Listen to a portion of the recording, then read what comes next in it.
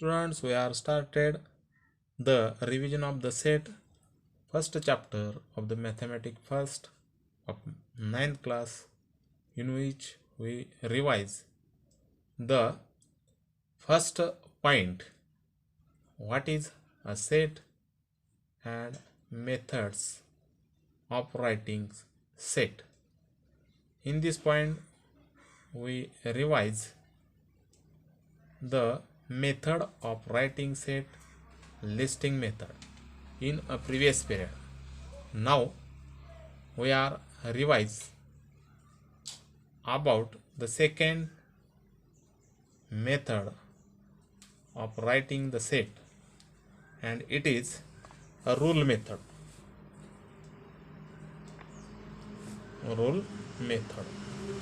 तर आपणाला रूल मेथडच्या साह्यानं किंवा रूल मेथड यूज करून आपल्याला संच कशा लिहायचा आहे याविषयीची माहिती आपण या ठिकाणी घेणार आहोत. तर आपल्याला समजा एक उदाहरण दिलंय लिस्टिंग मेथड मधलं. A is equal to in curly bracket 1 2 3 4 5 6 dot dot dot dot dot 10 curly bracket complete.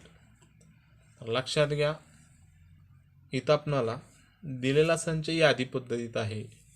इथं आपण मुद्दाम डॉट डॉट डॉट असं वापरलेलं आहे. शेवटचा एलिमेंट जो आहे हा 10 आहे. आता याचं निरीक्षण करायचं या संचाचं. तर या संचाचा गुणधर्म शोधायचा. हा संच काय आहे? Set A is in curly bracket 1 2 3 4 5 6 dot dot dot 10.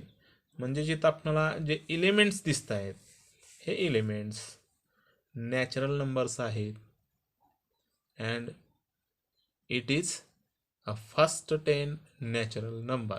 म्हणजे हे पहिल्या 10 नैसर्गिक संख्या आहेत. अशा पहिल्या 10 नैसर्गिक संख्येचा ए हा संच आहे असा पहिला गुणधर्म या ठिकाणी आपण शोधून काढला. या गुणधर्माचाच यूज करून आपल्याला काय करायचंय, रूल मेथडनं हा संच लिहायचा आहे. रूल मेथडनं लिहिता असताना पहिल्यांदा लक्षात घ्यायचंय दिलेला संच आपल्याला यादी पद्धतीत दिला जातो, म्हणजेच लिस्टिंग मेथडमध्ये दिलेला असतो. तो कन्वर्ट करायचा आहे रूल मेथडमध्ये. Even the sets which are given in words statements. जरी आपणाला या ठिकाणी दिलेला संच हा शब्दामध्ये दिला असेल, स्टेटमेंटद्वारे आपल्याला या ठिकाणी दिला असेल, तर तो प्रथम काय करायचा आहे, यादी पद्धतीत लिहायचा आहे आणि नंतर आपल्याला तो रूल मेथडनं म्हणजे सेट बिल्डर फॉर्म यामध्ये कन्वर्ट करायचं आहे. मग आता कसा करायचा आहे, आपण ए संच हा पहिल्या 10 नैसर्गिक संख्येचा संच घेतला आहे आणि म्हणून या ठिकाणी रूल मेथडनं लिहिताना लक्षात घ्या हा कसा लिहायचा आहे. Therefore A is equal to in curly bracket X such that X. लक्षात घ्या एक्स हा असा की एक्स बिलॉंग फ्रॉम एन. बघा एक्स बिलॉंग्स फ्रॉम एन म्हणजे एक्स हे जे एलिमेंट्स आहेत हे कुठनं घेतलेत आपण, तर नैसर्गिक संख्येतनं घेतलेत. म्हणजे नैसर्गिक संख्या आहे. पण ही कशी आहे, एक्स बघा X is greater than and equal to 1 less than and equal to 10. लक्षात घ्या म्हणजेच एक्स ही संख्या कशी आहे, तर एक पेक्षा मोठी परंतु एक इतकी आणि एक पेक्षा मोठी.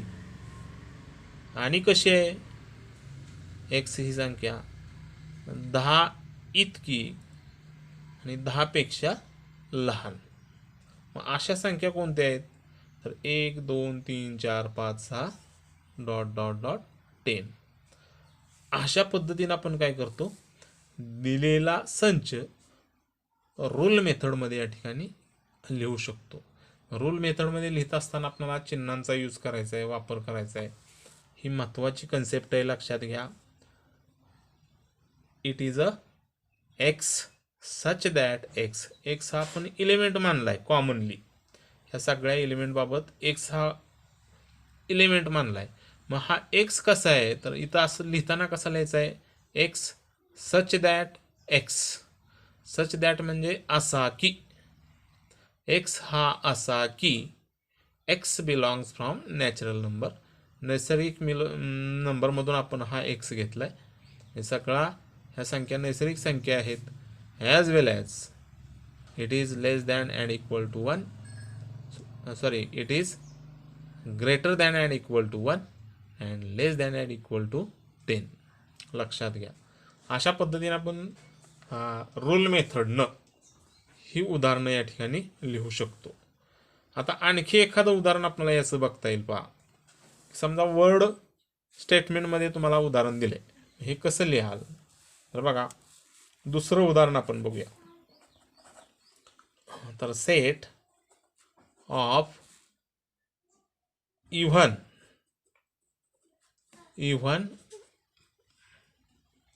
प्राइम नंबर्स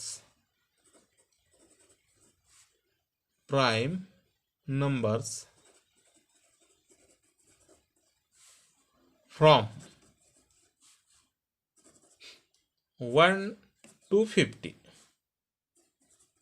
लक्षात घ्या, 1 to 50 असं म्हटलंय. तर इव्हन प्राईम नंबर, इव्हन म्हणण्यापेक्षा आपण काय करूया, प्राईम नंबर घेऊया. फक्त इव्हन प्राईम नंबरचा बी सेट आपल्याला लिहिता येईल, पण व्यवस्थितरित्या आपण पहिल्यांदा समजून घेऊ आणि नंतर पुढचं उदाहरण बघूया. तर बघा, हा सेट आपल्याला वर्ड स्टेटमेंटमध्ये एक्सप्रेस केला. मग त्याचं कन्व्हर्शन पहिल्यांदा कशात करायचं, तर आपल्याला लिस्टिंग फॉर्ममध्ये तो पहिल्यांदा लिहिता आला पाहिजे, किंवा रोस्टर मेथडनं लिहिता आला पाहिजे. याला कुठलंही नाव देऊ शकतो आपण. सो सेट बी नाव दिलं मी. Set B is equal to in curly bracket prime numbers from 1 to 50. तर आपणाला काय बघायचे, प्राईम नंबर. लक्षात घ्या, कुठून बघायचे, तर 1 ते 50 पर्यंतचे लिहायचे.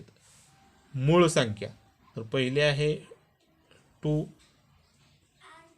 3, 5, 7, 11, 13, 17, 19, then 23, then 29, then 31, then 37, then 41, then 43, then 47. किती झाल्या बघा, 1 2 3 4 5 6 7 8 9 10 11 12 13 14 आणि 15. आपल्याला माहित आहे की 1 ते 50 पर्यंत 15 मूळ संख्या असतात. अशा प्रकारे आपण हा संच लिहिला, यादी पद्धती. आता आपल्याला हा कशात कन्व्हर्ट करायचा आहे, तर इथं रूल मेथडमध्ये लिहायचं आहे. Therefore b is equal to in curly bracket x such that x belongs from natural number. हे सगळे नैसर्गिक संख्या आहेत, लक्षात घ्या.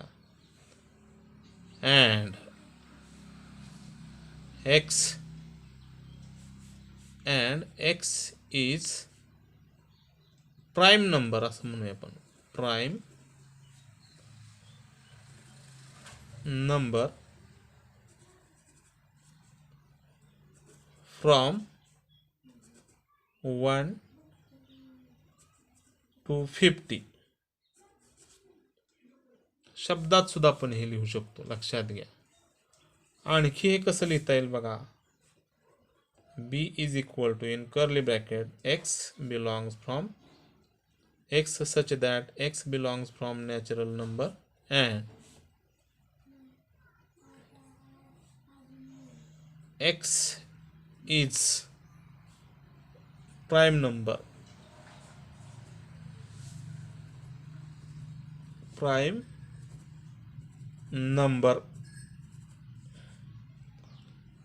less than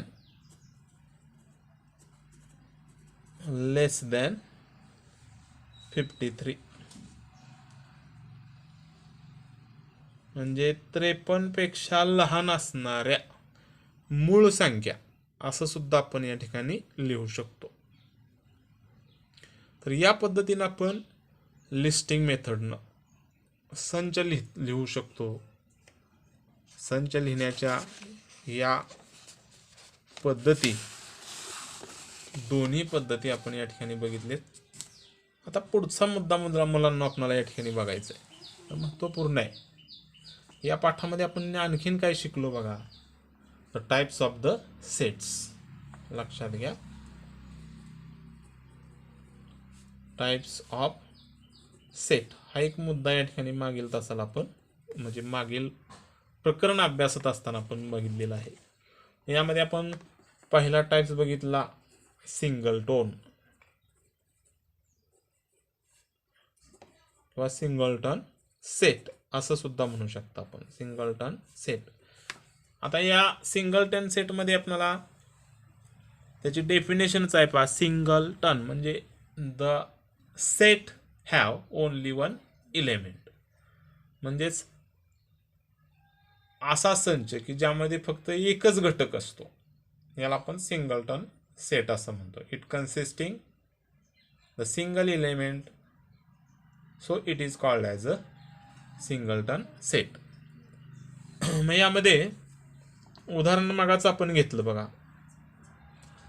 की a set A is a set of even prime number. मगाचंच उदाहरण घेऊया आपण. Set A is set of even prime number, म्हणजेच मूळ संख्यांचा संच. पण तो कसा असला पाहिजे, तर इव्हन असला पाहिजे, म्हणजे सम असणारी मूळ संख्या यांचा संच आपल्याला लिहायचा आहे. आपल्याला वर्डमध्ये स्टेटमेंट दिलंय, कन्वर्ट करा. आपण कन्वर्ट केलं तर आपल्याला काय लिहिता येईल. सेट ए लिस्टिंग फॉर्ममध्ये आपण लिहितोय, फॉर्ममध्ये इट इज इक्वल टू, तर मूळ संख्या आपण जर बघितल्या वर इथं लिहिलेत आपण, तर ह्या संख्या सगळ्या मूळ आहेत 50 पर्यंतच्या. त्याच्या पुढच्याही आपण लिहू शकतो. पण ह्या सगळ्या संख्यावर जर ऑब्झर्व केला तर मला 2 ही एकमेव अशी संख्या आहे की जी इव्हन आहे, पण मूळ सुद्धा आहे, म्हणजेच प्राईम सुद्धा आहे. So only 1, 2 it is not only even but also prime number. म्हणजे एकच या ठिकाणी आपल्याला संख्या सापडते प्राईम नंबरमध्ये जी इव्हन आहे, आणि म्हणून या ठिकाणी in curly bracket 2 curly bracket complete. आता याचं जर ऑब्झर्वेशन केलं तर आपल्याला काय दिसतंय. Set A have only one elements, so set A is singleton set. Singleton set म्हणजे सेट ए हा काय आहे, सिंगलटन सेट आहे. लक्षात घ्या, पहिला प्रकार या ठिकाणी आपण बघितलाय सिंगलटन सेट.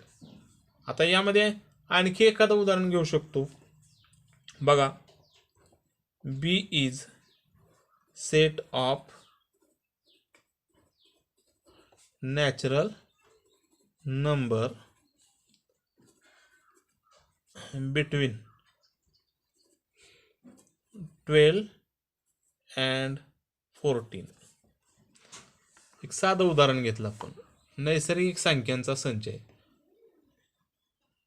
हा कसा आहे आणखी, तर 12 ते 14 या संख्येच्या दरम्यान असणाऱ्या नैसर्गिक संख्येचा संच. मग हा आपण यादी पद्धती कसा लिहू शकतो. B is a set in which only 13, it is a not only natural numbers but also only one natural numbers in between 12 and 14. म्हणजेच 12 आणि 14 याच्या दरम्यान फक्त एकच 13 ही संख्या नैसर्गिक संख्या सापडते आणि म्हणून या ठिकाणी आपल्याला त्यामध्ये एलिमेंट एकमेव 13 मिळेल. 13 is the only one element in a set B, so B is singleton set. Singleton set लक्षात घ्या. तर या पद्धतीनं कशाही प्रकारे जर उदाहरण आलं आपल्याला सिंगलटन सेट लिहा तर आपल्याला लिहिता आलं पाहिजे किंवा सिंगलटन सेट आहे किंवा नाही हे ठरवा, अशा प्रकारचे प्रश्न असू शकतात. या पद्धतीने आपण हे प्रश्न लिहू शकतो. त्यानंतर पुढचा टाईप बघा. तर पुढच्या टाईपमध्ये आपण काय बघितलं तर एम्प्टी सेट नावाचा एक या ठिकाणी दुसरा प्रकार बघितला. एम्प्टी सेट बघूया आपण. दुसरा प्रकार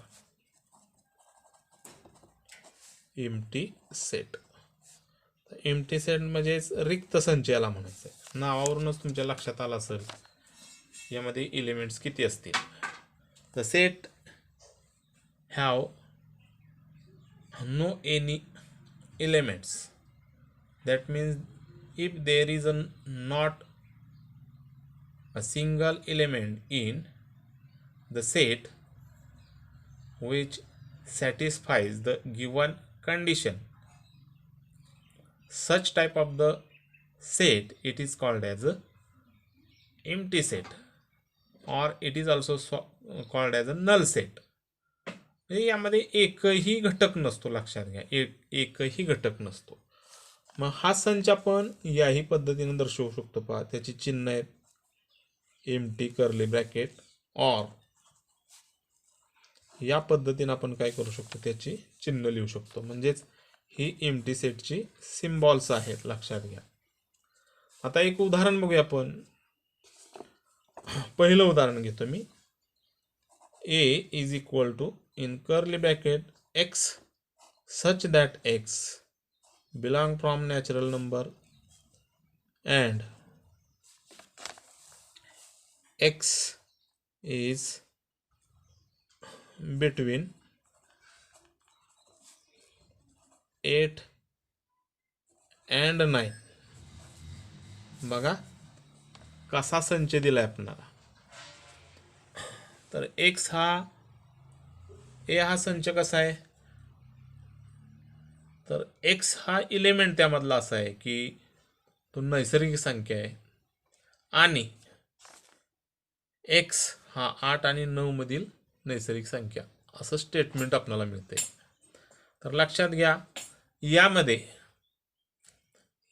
8 आणि 9 या नैसर्गिक संख्येमध्ये एकही घटक आपल्याला किंवा एकही नैसर्गिक संख्या नाही आणि म्हणून set A it is a null set or it is a empty set.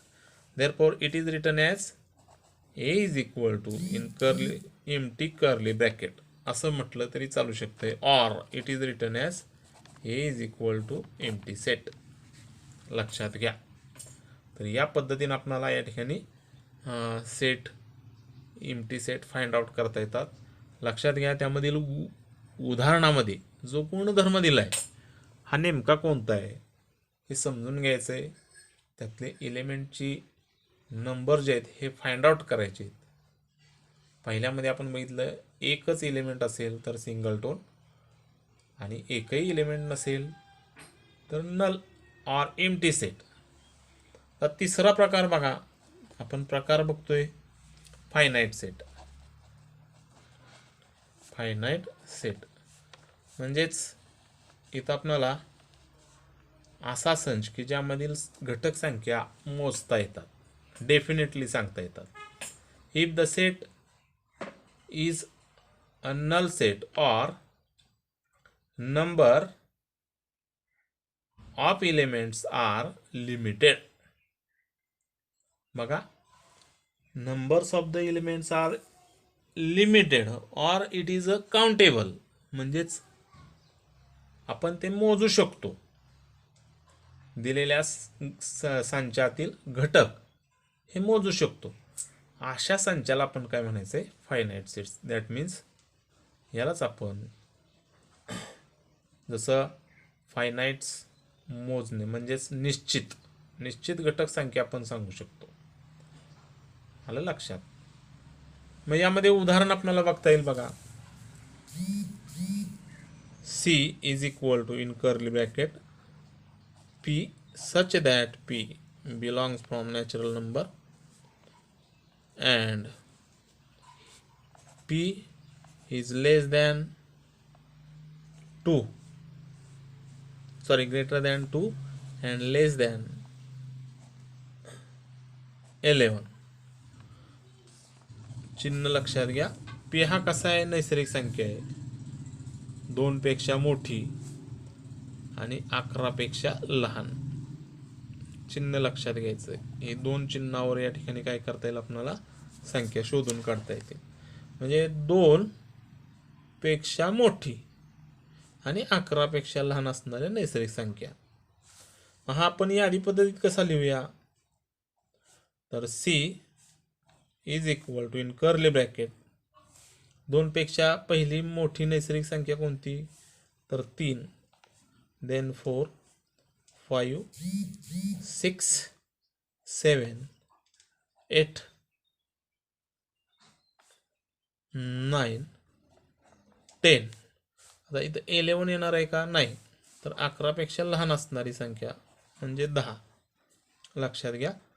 तर यामध्ये एलिमेंट्स नंबर आहेत, number of elements, they are countable. किती आहेत बघा? 1 2 3 4 5 6 7 8. 8 घटक संख्या आपल्याला दिसते. So it is a finite sets. तर लिहित असताना लक्षात घ्या, number of elements in a set are countable, so it is a finite set.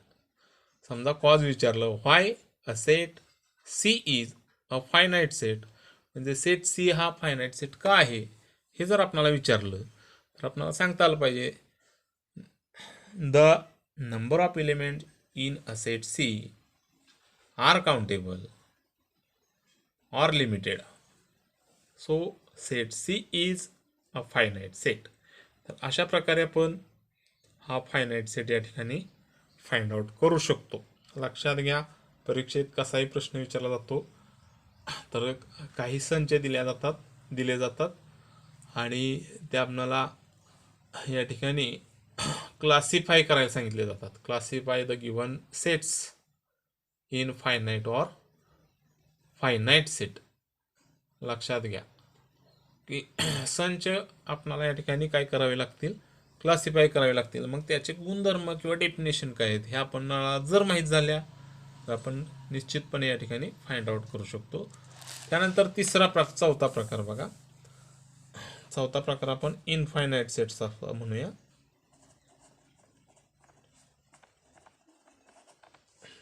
लक्षात घ्या.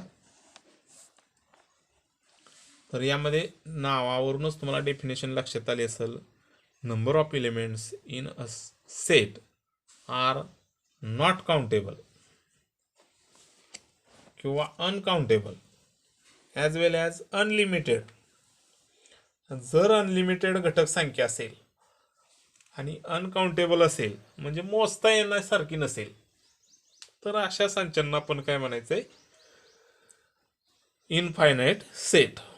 लक्षात घ्या. For example we have taken here set P, it is equal to in curly bracket small a belongs from a belongs from natural number and a is even number.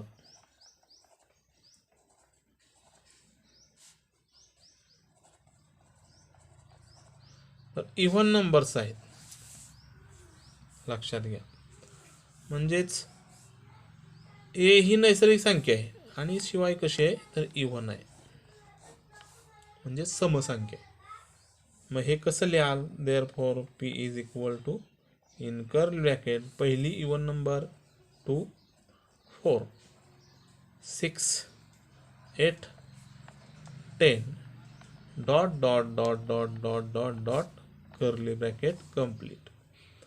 याचा अर्थ काय होतो लक्षात घ्या. डॉट डॉटचा यामध्ये घटक अनंत आहेत, मोजता येणार नाहीत, अनकाउंटेबल ऑर अनलिमिटेड अशा प्रकारचं या ठिकाणी आपल्याला हे उदाहरण इनफायनाईट सेटचं सांगता येईल.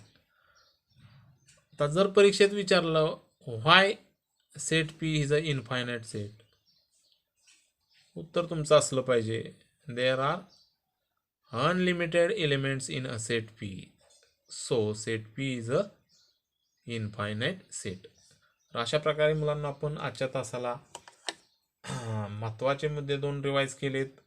एक की संच गुणधर्म पद्धतीत कसा लिहायचा आहे, म्हणजे सेट बिल्डर फॉर्ममध्ये कसा लिहायचा, आणि टाईप्स ऑफ द सेट्स याचं रिव्हिजन केलं आहे. पुढच्या तासाला आपण पुढचं रिव्हिजन करणार आहोत. या ठिकाणी थांबूया. धन्यवाद.